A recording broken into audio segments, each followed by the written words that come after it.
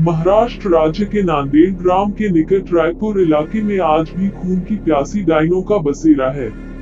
स्थानीय लोगों का मानना है कि यहाँ रात में गुजरने वाले लोगों को डायन पहले तो अपने वश में करती लेती है और बाद में उस इंसान का खून पीकर स्वयं को अमर करती है। वहाँ माना जाता है कि यह इलाका डायनों का है। यहाँ पर इंसान का कदम रखना खतरे से खाली नहीं है और अगर आप वहाँ पर गए तो किसी तरह की गलती आपके लिए काफी नुकसानदायक साबित हो सकती है।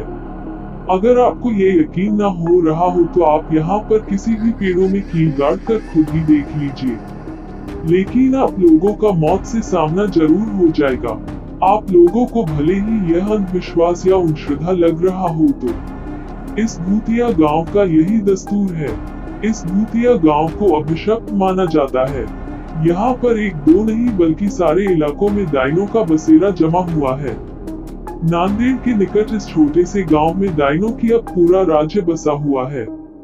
यहाँ पर ऐसा माना जाता है कि पहले यहाँ एक डायन रहा करती थी, लेकिन डायन ने गांव की कुछ लड़कियों की आत्मा को अपने वश में करके उनको अपने साथ लगाई। आज वही लड़कियां इन डायनों के साथ मिलकर खुद को अमर रखने की कोशिश करती है।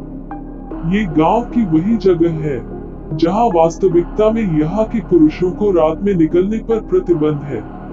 कब किस कौन सी जगह पर डायन उन्हें अपने वश में कर ले कोई नहीं जानता है। अभी तक यहाँ पर कुल 42 ऐसे मामले आ चुके हैं जिनमें से पुरुष लापता हो गए, लेकिन उनका अभी तक कोई अता पता नहीं चला है। यही माना जाता है कि डायन उन पुरुषों को मार दिया होगा।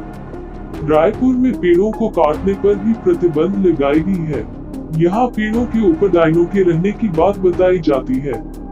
एक बार एक पेड़ काटने पर गांव के एक मनुष्य की मौत हो गई थी। तब से ही माना जाता है कि डायन का पेड़ काटने पर ही उसकी मौत हुई। यहाँ पर एक टूटी हुई हवेली के अंदर एक छोटी सी कोठरी है जिसमें कोई भी नहीं आता जाता है और माना जाता है कि इस अंधेरी कोठरी में जो भी गया वो वापस कभी लौट कर नहीं आया है। 16 लोगों की मौत की गवाह इस भूतिया कोठरी को यहाँ के प्रशासन ने भी सील कर दिया है। डायनों को अपने वश में करने के लिए यहाँ पर कई तांत्रिकों ने अपनी पूरी शक्ति लगा दी, लेकिन इस बीच 5-6 तांत्रिकों को भी मौत हो गई, जिसके बाद तांत्रिक भी यहाँ की डायनों को अपने वश में करने से घबराने लगे। कहा जाता है कि गांव में हर अमावस्या और पूर्णिमा की रात को कोई बाहर नहीं निकल। हालांकि यह काफी पुरानी बात है। अब लोग अपने घरों को अच्छे से बंद करके घरों में रहते हैं। गांव के कुछ लोगों ने यह अनुभव किया है कि अक्सर रास्ते में चलते वक्त उन्हें अजीबोगरीब आवाजें सुनाई देती है, लेकिन पीछे मुड़ने पर कोई नहीं होता। गांव के रंजीत नाम के व्यक्ति ने तो अपनी बाइक पर एक डायन को लिफ्ट तक दी थी।